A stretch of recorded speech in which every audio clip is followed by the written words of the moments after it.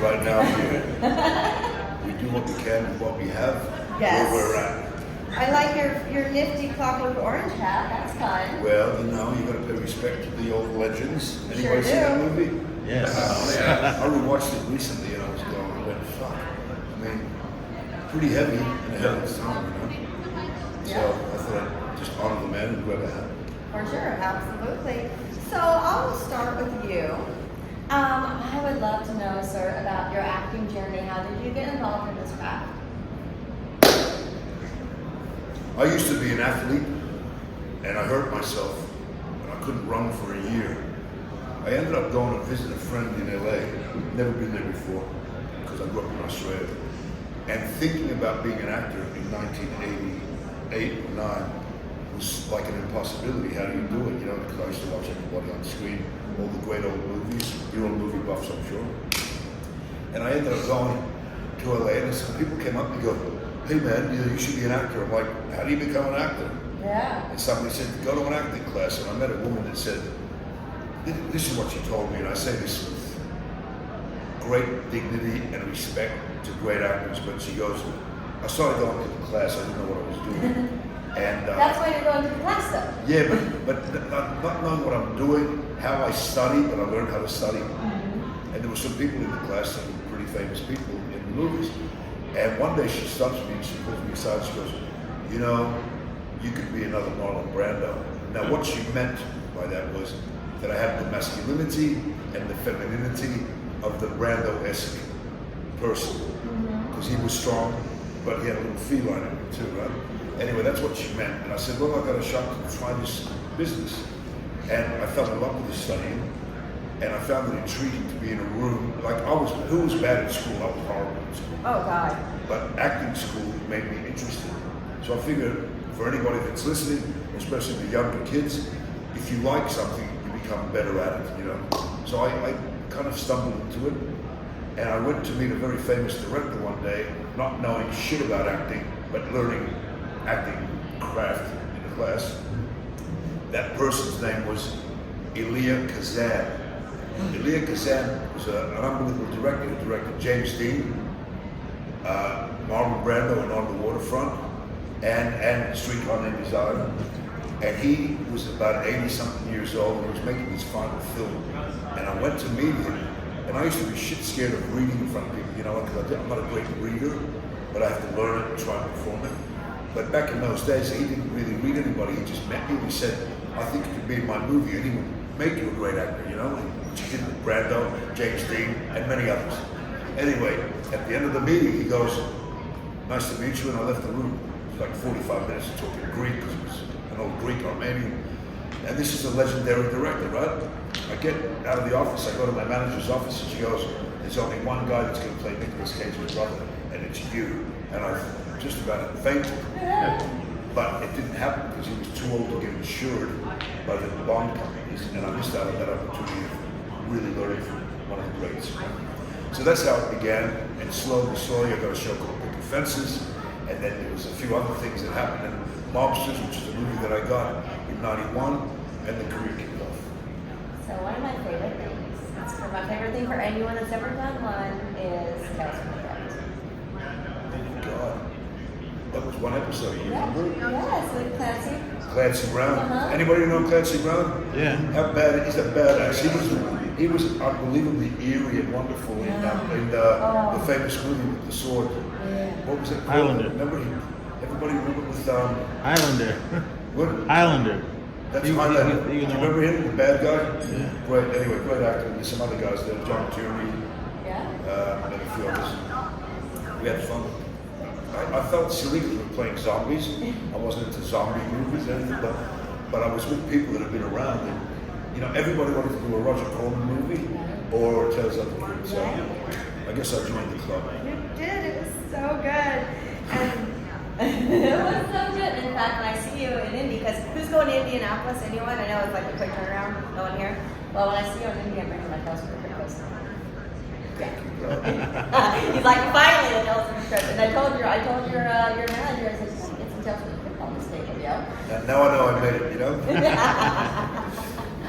You know, you also did a stint on a show I used to watch a long time ago, Seven Heaven.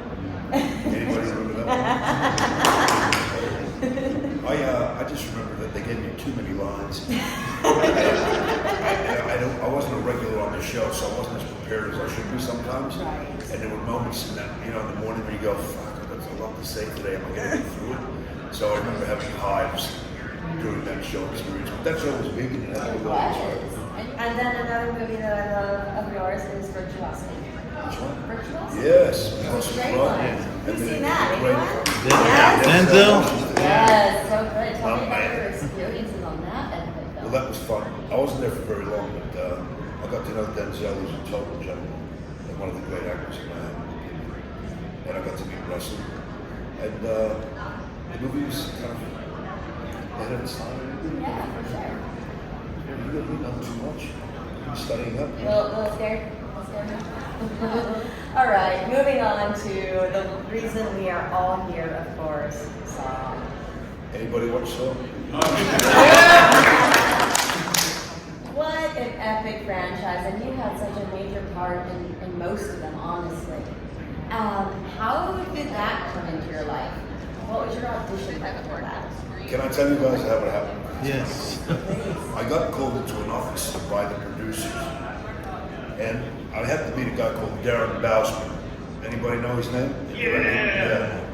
He was important to the franchise at the beginning. So I get there, and he's staring at me like they do. Sometimes people stare at you, and you're like, what the fuck do I have to do now? It's like, they're staring at me, So I've learned to just be authentic and be honest and stuff.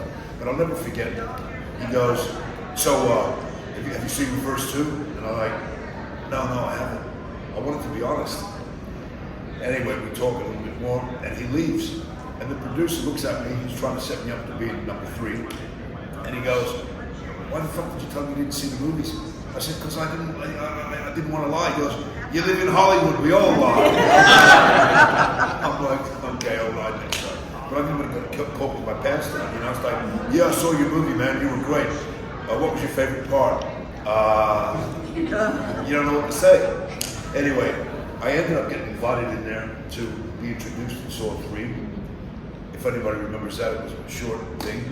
And I behaved myself, and they brought me back for 4. And do you remember 4? Yeah. What do I do at the end of the movie?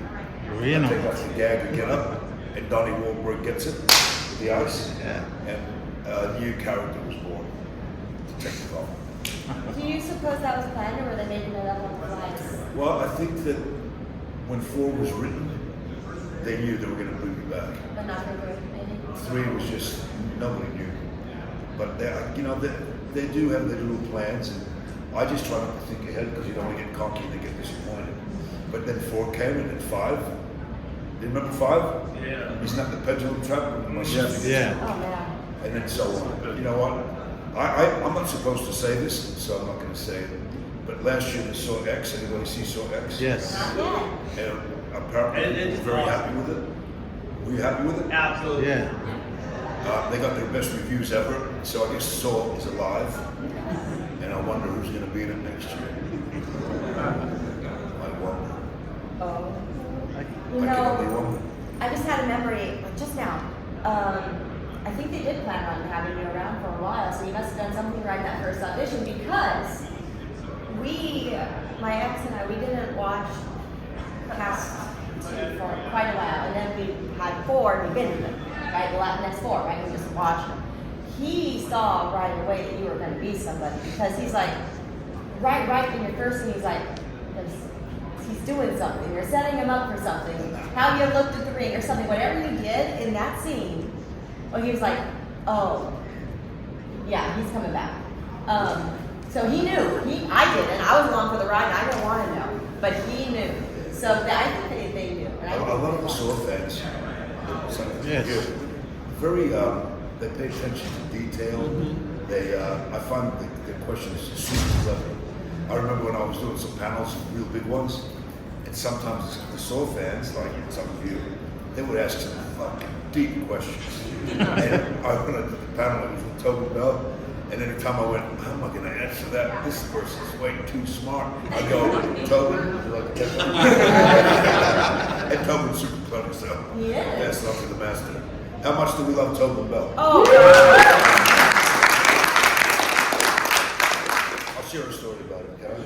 Well, do you guys remember the scene where I wake up after my sister's death, when I take revenge upon the guy, and I wake up with a shotgun at my neck and I'm sitting in a chair tied up, and he gives me a good scolding? Well, the night before that scene, I get a phone call at 11 o'clock at night, and I go, hello? Hey, Costas, it's Toby. Jigsaw's on the other line. He's almighty hell, right? And he goes, I really want to talk about the scene tomorrow. I go, because come to my room, I'm like, okay, click, fuck, I gotta go to his room. And what I wanted to tell you about it is that he talked to me at length. And the reason the franchise is very successful is because he cares so much. And that's why that scene was pretty powerful in my opinion. Did you like that scene, anybody? Yeah. Yeah, and it's because of Tobin's hard work ethic, you know? Yeah. Okay, let's turn it out to the audience. I know you got questions right there first. Did you do anything special to get into character for Saw, and do you have a favorite kill in the franchise? I thought I did that. Did you do anything special to get into character for Saw? And do you have a favorite kill? Boy, I'd in the love to give you a franchise? complicated answer, but I can't. I'll just tell you the one thing that I've even told the producers. In Saw 4, because I had to manipulate the audience to think that I'm not the bad guy, I didn't even read the script, but I did read the scenes. So, because I wanted to be as naive as the audience. And that was one trick that actually worked for me. Because there's an old joke with actors where they get a job and they read the script and they go, my part, bullshit, my part, right? And on that occasion, that wasn't what I did. And I wanted to just be normal until the shit goes down so the audience doesn't think that I fuck with them. Other than that, I try to be present. I crack a lot of jokes on the set because it's a pretty dark set. And I try to make people laugh.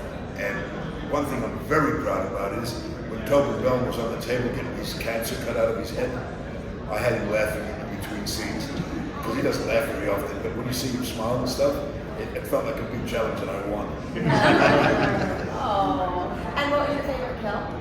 My favorite kill? I must say I found the coffin, the glass coffin, when I go underground, quite elegant.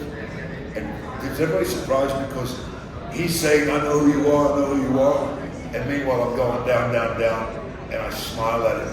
And then the walls close down and I thought that was a pretty powerful scene. And you were so cool, your character, so cool, calm and collected. You trusted the process. Yeah. Right? Well, you know, I'm a bit of a macho man, and I didn't want to lose the fight. You know, when we had the fight, and he goes bang, bang, bang, and he headbutts me, and I go, oh, fuck. And when I get in, it's all planned. So I still am macho, but I play vulnerable like he got me, and that surprised the audience, which was great. And I did like getting off the Donnie Wahlberg ice thing. When I stood up, apparently, I didn't see that movie in the theaters, but apparently the audience went crazy. Oh yeah. Yes. And the other thing I'm proud of, if I may share it, please, you're nodding. You know when Saw X happened and I come in at the end? Yeah. I heard from a lot of fans around the world, because I've gone to Manchester and Liverpool and whatnot, and the fans are my best barometer, you know. I go, what was it like when I came out of the movie? They said the fucking symbol went wild. Yeah. So I kind of feel good about that. I'm very honored that you're all here, and thank you for being here. Question. Saw X. And it's kind of a two-part question. Spiral. I didn't understand why it didn't continue from there. I don't know if you know that answer, but when you popped in at the end, I was, oh my God! And I knew it was almost over as soon as you popped on the screen. But I just kind of rewatched them all, or most of them are all on Hulu. Where was that actually in the timeline of the films? Because the movies are jumping all over the place. They were filmed on top of each other. Well, the stories, this happened when this was going on and before that. Where was Saw X in the timeline? I believe, no, I don't want to lie to you because I haven't seen the film yet. And because I've been traveling and working, I did my job and left, but I believe it might be, I don't want to lie, I don't know how they planned it, because the only way I'll know is when Saw 11 gets written. Then I'll understand where we're really at. You know, I'm still thinking about the last Saw that I was in, apart from Saw X, when they locked me in the bathroom and Dr. Gordon runs away and locks me in. I'm still trying to get out of there in my mind, and I know how I want to do it, and I'm going to express it to the big guys, because there's such a great scene in that. If I can escape without cutting my leg off, without doing, without smashing shit, it, you know, but I can't reveal it because I'll get fired. But last year I was on the internet with some people, and I got a phone call from the heads of the studio going, "Stay off the internet." I'm like, "What have I done?" They go, "Just stay off the internet," because they don't want anything to be given away. And I think that protects the audience as well to be surprised. My question is, okay, starts off like this. I have a kid, I'm watching Cinemax. It's not going there. I've Tell me seen more, this fever dream of a film. This ends up being Fist of the North Star. Could you tell me a little bit of your experience and how you got that role, and just overall any funny stories in regards to that? Dude, I was in Greece on holiday, and I get a phone call. You know, sometimes you have to earn the jobs. I'm in Greece by the sea, going, my home country, you know. They get a phone call and they go, "They want you for this movie," and you kind of get excited about it, you know. And I read the script and I went, "This is pretty mystical and weird."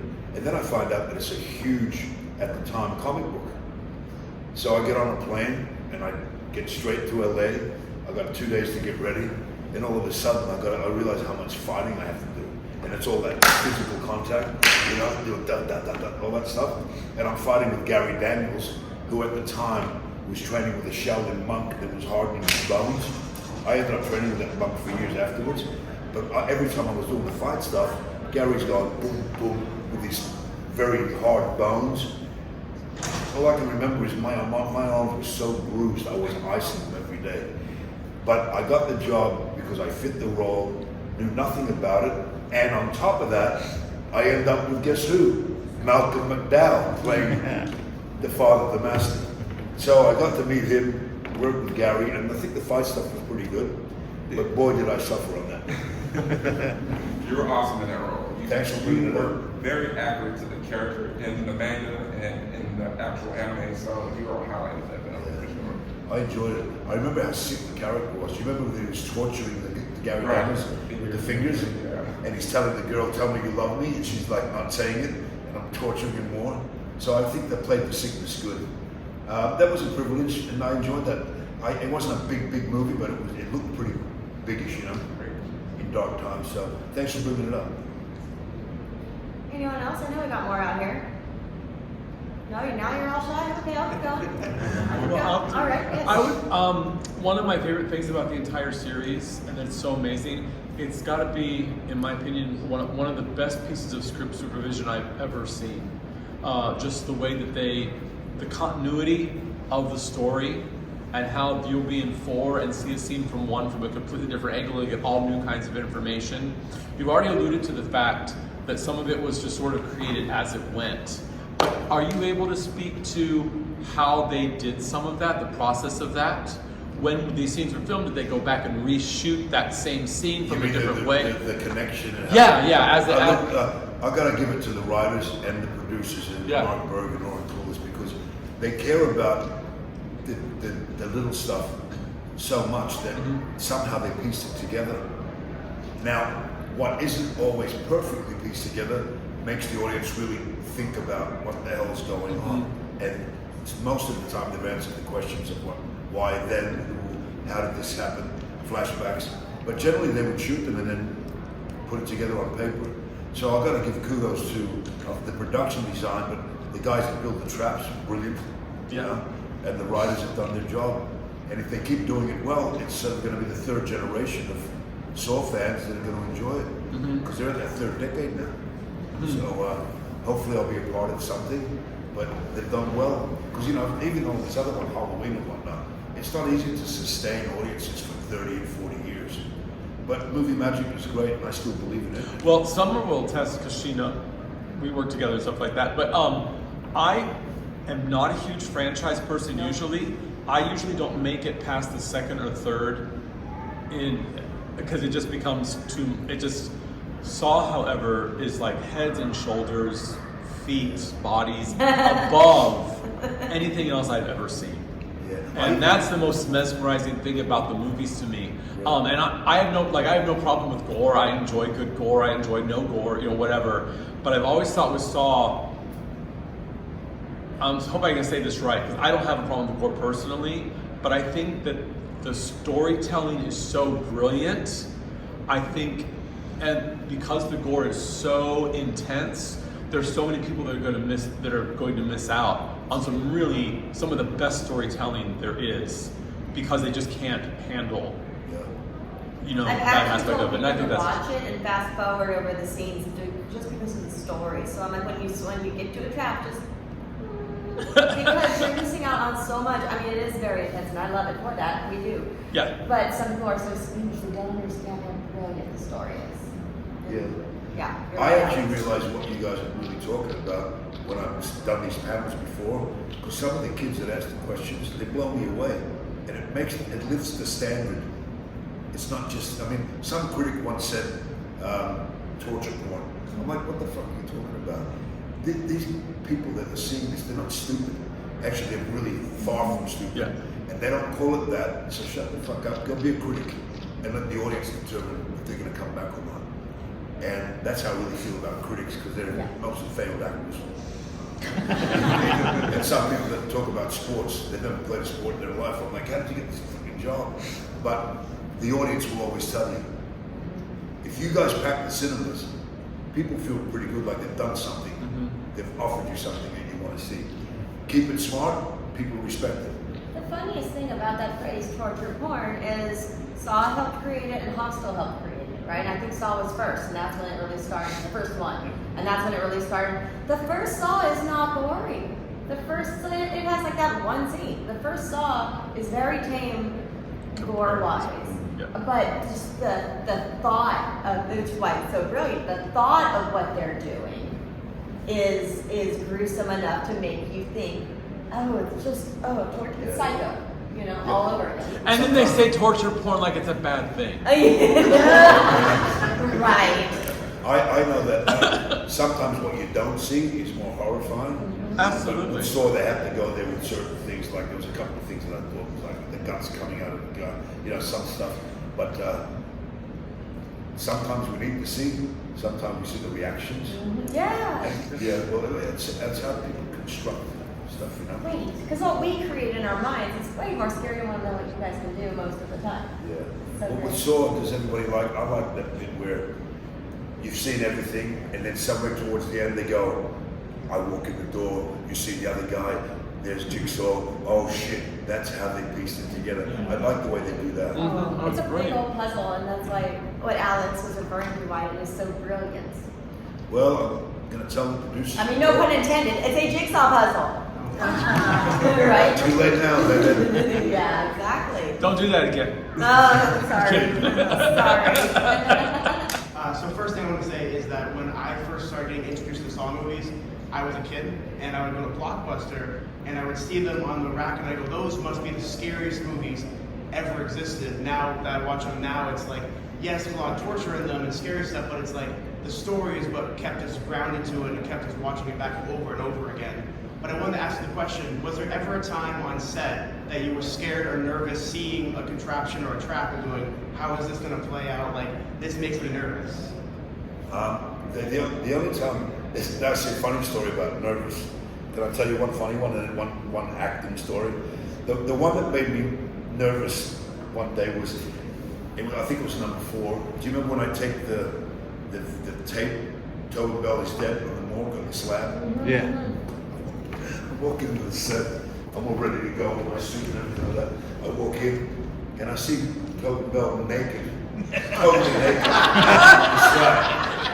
I walk by and I'm like, fuck, this guy's a dedicated actor, man. He's naked at midnight on the slab and his junk is hanging out and his pubic hair and everything. And I'm like, oh, fuck, no. It's crazy. Well, little did I know that it was actually a dummy. But I walked by and I went, somebody throw a freaking towel over there.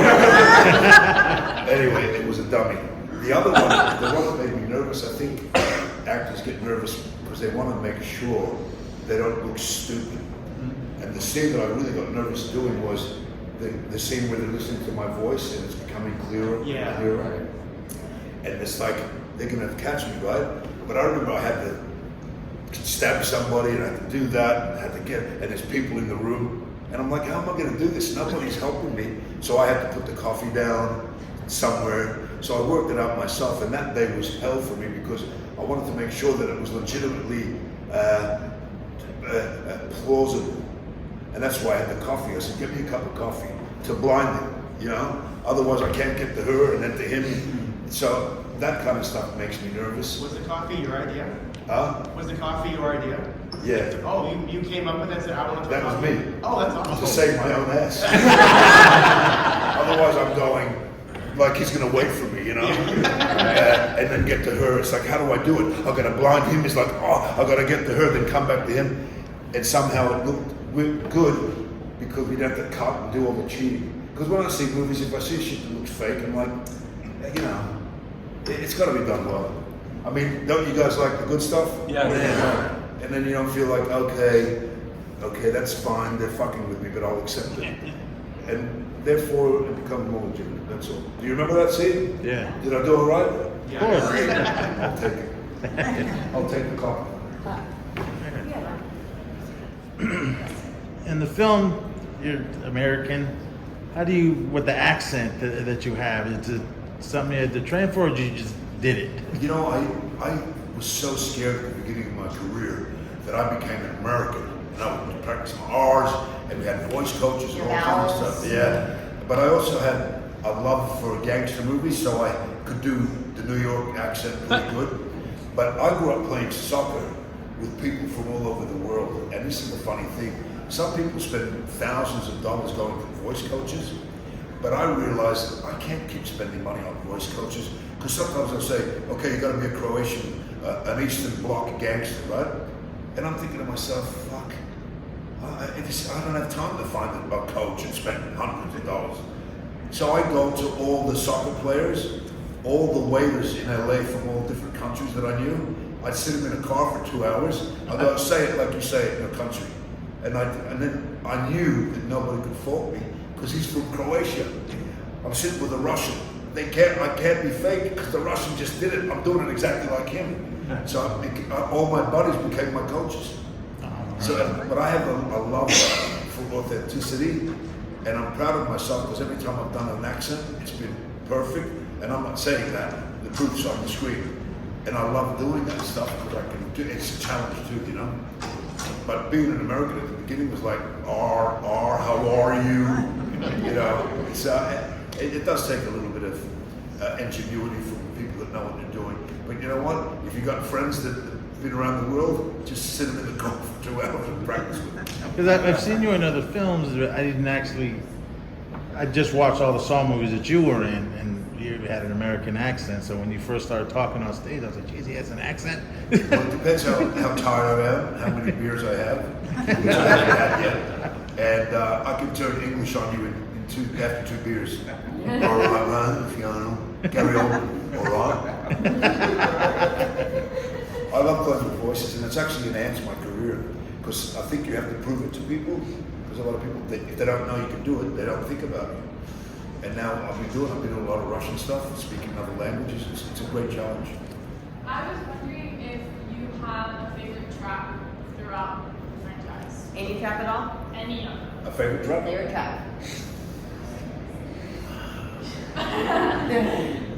My favorite traps are the ones that I get out of. Rip my mouth out, right? The one in the coffin, I got out of that because it was planned. There's so many good traps. I'll tell you the impact of remember the pendulum trap? Oh. Yeah. Oh. That was the first time I saw the movie live with like 3,000 people in Vegas in a theater, right? The scene comes on, and then people are there, you know. The scene ends and it goes to black, and it goes bop bop, and the music comes up, and the cinema went fucking crazy.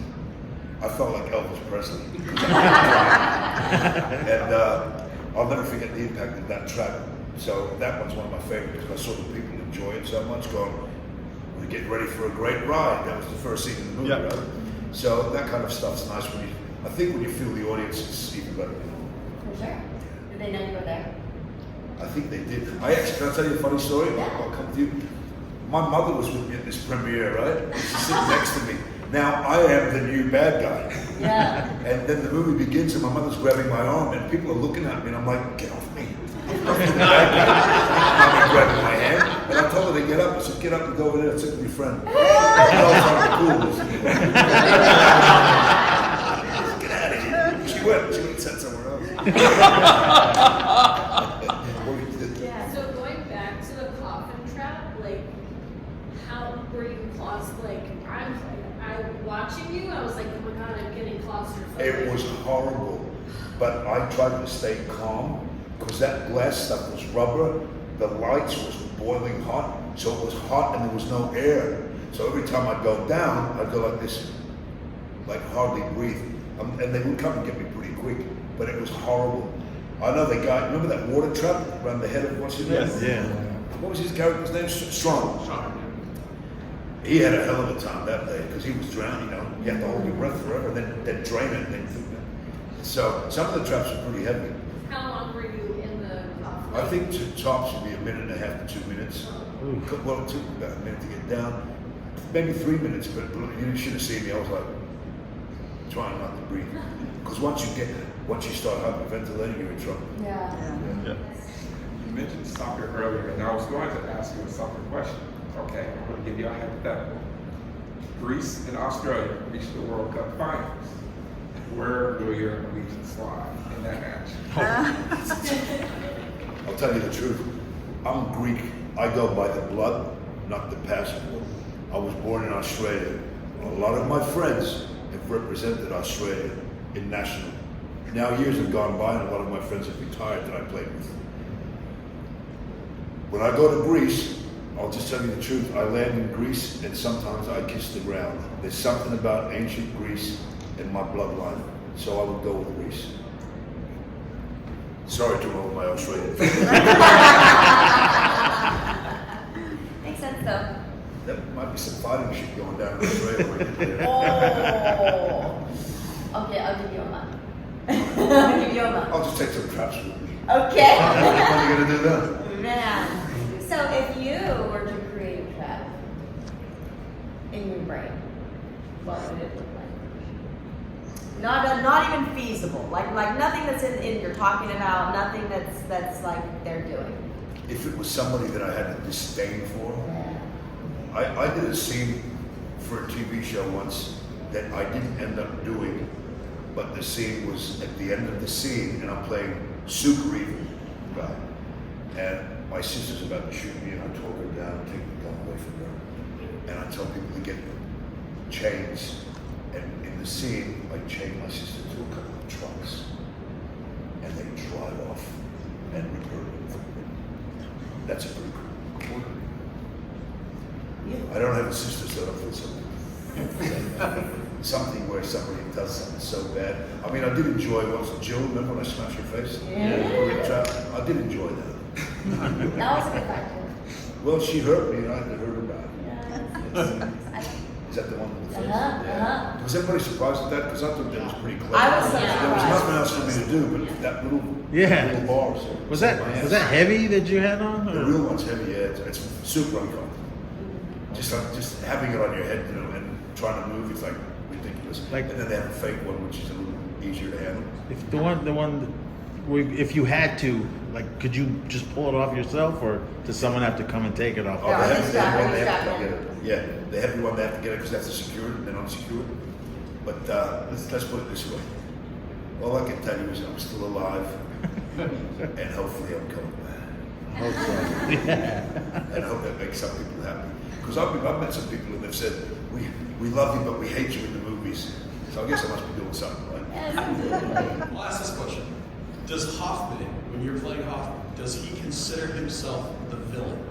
Because you're kind of sucked into the jigsaw thing at the beginning after you're avenging your sister. You do a bunch of horrible things, but then you're also getting screwed with by some of the other accomplices. Obviously, you kill the FBI agents because they're onto you. does Hoffman know how dark he is, or does he still feel like somewhere he's doing the right thing? Well, all the great actors that have played villains like Anthony Hopkins, the Doctor, and many others, clever actors, they say, my character doesn't think he's doing anything wrong. Right. He's on the righteous zone. Now, I was in the righteous zone with my sister, but when he taught me that my anger is not discipline, which is in the Bible as well. If you're blind with anger, you're going to make a mistake. Yep. So, learning to do it without the anger is probably the trick. But I don't think bad guys think they're doing shit wrong, And I think that allows their conscience to handle it until they meet their maker, or Satan, or somebody that looks at me in the eye and goes, "You bad boy." So I think that's the trick of acting. And you're doing something normal, which makes you more crazy to the audience, because you don't think there's anything wrong with it. Have you ever seen any of those shows where they're interviewing serial killers? Right. When they're laid back and cool? Like, what's his name with the mustache that chopped his mother's head off? Kemp. I mean, he's talking to you like he's one of the most intelligent, laid back kids in the world. And he chopped his mother's head off. She was rude to me. There's nothing wrong with what I did. So, psychotic people have a tendency to not really know what they're doing. They know what they're doing, but they don't think it's wrong. When you do those amazing fight scenes, and you had many in this franchise, how much prep, planning, blocking goes into that? How much time do you have on them? Sometimes not much, sometimes a little bit extra, but the other thing with blocking is knowing where you're going, what you're going to do, and nobody gets hurt, Right. And then you take your chances, and hopefully everybody is studying where they're supposed to be and whatnot. I mean, I've seen some terrible accidents where you got to go left and the guy steps on the wrong side, boom, your nose is over here. In Fist of the North Star, there's a scene where I'm fighting at the end, the big fight scene, and Gary Daniels is doing all these spinning kicks, and he's a brilliant kicker, So I had the distance all day long, about this far away, bang, bang, bang. And my stuntman was dying to do some work because I was doing it all. And I looked at him and he goes, "Get in there." I'm like, okay. And he goes in there, second spinning back kick, his nose was over here. Because he wasn't practicing all day. So safety first. Yeah, for sure. Wow. What's the funnest scene that you shot on set? Ever? Or in Saw? On any of them. In Saw? Any of your movies. On set. I think drama-wise, the one with Tobin where he's got the gun and he's telling me about the philosophy of what we're doing. Otherwise, the coffin scene was a great thing because the fight was good. It looked like I lost, but I didn't. There's a lot of memories.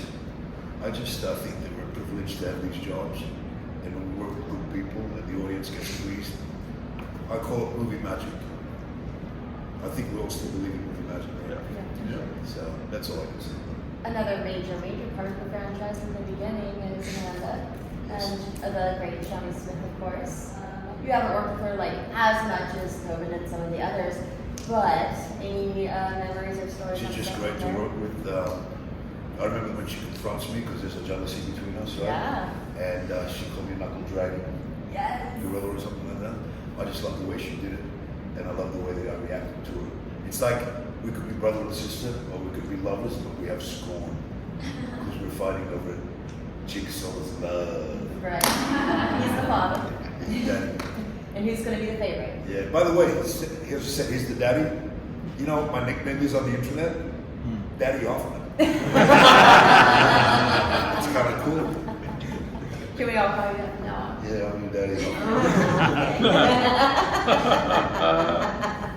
Was there any time, and you don't have to mention names of anybody or like who did it, but were there any times on set that people just kept bickering back and forth, they should be like this, should be like this? Was there any times that actors or even the producers were like arguing about what should happen? Yeah, there's been a few. There was a thing with Strong one day, he didn't want to do the scene the way it was written. And I just went along with whatever he wanted to do, and then the producers came on set and said, no, we're doing it the way it's written. That was the most controversy I've ever seen. But usually people that want to do the best have to put their 2 cents worth in. Because ultimately it's not about you, it's about the story and making the scenes better. some actors aren't always like that, but that's the way I want to work. How cool was the Wahlberg? Donnie? Yeah. Yeah, it's hysterical. Yeah, I'll tell you, I know we have to finish soon, I think, but Few minutes. yeah. We're good. Okay. When he was on that trap, you know, with his Yeah. ice box, standing up on his tippy toes, and I'm in the chair pretending that I'm. I was gagged up a lot, so when I take the gag off, I was saying some shit that was funny apparently, and he hated me because that was a fake beard, and the fake beard's is itchy because you got to glue them on. And if you laugh and you start sweating, they start to peel off. So he was laughing so much that he was sweating and he had to come down and redo it. He goes, "Stop making me fucking laugh." Because his beard kept peeling off. He didn't have to go at me like that on his face. And I just kept going. He hated it, but that was good torture. Yeah. You ever seen New Kids on the Block? Uh, You ever go see him perform? Yeah. New Kids on the Block. oh man, it was funny. He's a good dude. He's a good dude. How's your experience with working on Beowulf? That looks like such a unique experience filming that type of film. Did anybody see that movie? Yeah. That was one of the greatest experiences of my life because I'm working with Anthony Hopkins, John Malkovich, Ray Winston, one of the great English actors, Brendan Gleeson, the Irish actor from Braveheart, and a couple of others. And, Angelina. All they did was tell stories, and these guys have been around. So I was like a big kid listening to their stories all day long and then working with them. They're all brilliant professionals, really cool. The movie was done in a room like this, so we weren't out in the wild like that. So that was a bit weird. We had special uniforms on, motion picture capture. We had to glue our faces all day. We had like little dots glued here, all over our faces. We had a special mask made, and there was holes in the mask, and they go like that to your face with the glue, and then put the little things on for the computer stuff to be attached. We had to attach it with an electronic thing, and then we had this thing glued on our head. So it was a bit uncomfortable. The funny thing was, I was there for about a week, and then Sir Anthony Hopkins comes, and John Malkovich, they begin on the same day. And no matter how big a star you are, you have to go through the same process. You have to wear like a wetsuit, like if you're going surfing. And then they have to put this electronic thing here that hooks up to the headpiece. And then they have to put the mask on you to do the glue. So it's about 3 hours every morning, like 4 people are working on your face. And one day we were sitting there, we were all talking like normal. Then they come, and the whole set in the morning's quiet because they're all nervous, and it's Sir Anthony Hopkins and Malkovich. And I don't know why I did this, but I just started talking because I got nervous. I'm like, why the fuck is everybody so nervous? I got to crack a joke. And I go, and Malkovich and Hopkins are facing that way, getting all this stuff done. And I go, have a look at this. The makeup people look at me in horror. What's he gonna say? I go, have a look at this. Let me say it again. Have a look at this. Now I see their heads going, who's speaking right now? I'm behind them. And before they turn around, I go, Sir Anthony Hopkins and John Malkovich, look as ridiculous as the rest of us. And I saw them both go from the back up. It broke the ice, and then those two, they wouldn't stop telling stories. They were hilarious. They were funny guys. They want to have fun like me and you know what I mean? So it was a lot of fun with them. Anthony Hopkins had the greatest stories. He was a chatterbox. At one point he goes, am I talking too much? And everybody that was listening says, no, keep going. Great guy. Okay, I have a couple wrap-up questions for you, and then I'll let you go get back to your table, okay? So, on my podcast, The Dolls of War, there's a segment every episode where we talk about a movie, and that is Epic Line. Or pick a favorite line from a movie. What's your favorite line from any of the songs? Well, I don't want to say, do you want to play a game? Still can help with that. He's made that. Favorite line? Well, as long as you give him credit. Yeah. He made that up. Oh, you know, I'll tell you something about that. You know how he goes game over in a lot of the things? Yeah. Well, it came my turn to say game over, and I'm like, well, I don't want to do it like him.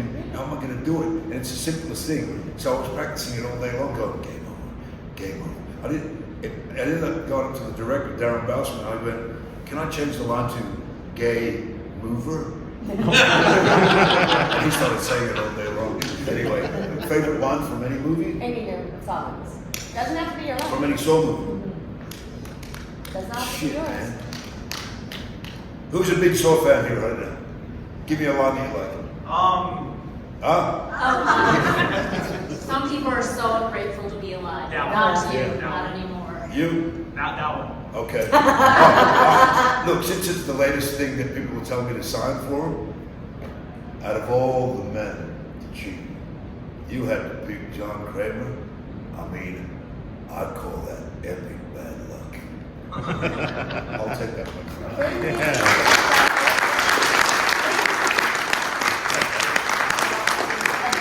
That's great. And last but not least, what is a piece of advice you would give your character? My character? Don't be careless Yeah, that's a good one. and don't kill with anger. Be cool, don't be a fool. You can follow the rules of Taco Bell. Amen.